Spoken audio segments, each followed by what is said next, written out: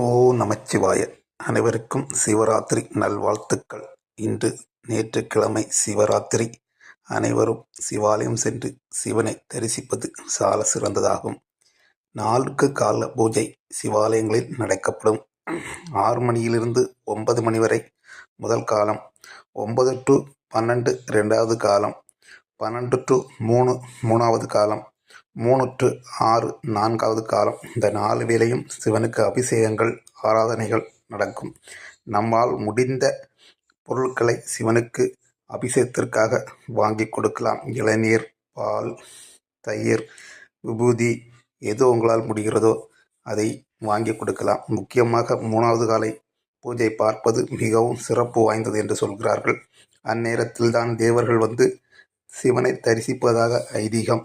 எல்லோரும் சிவராத்திரி பூஜையில் கலந்து ஈசனுடைய அருளை பெற்று வாழ்க வளமுடன். ஓ நமச்சிவாய! தென்னாடுடைய சிவனே போற்றி, எந்நாட்டவர்க்கும் இறைவா போற்றி போற்றி.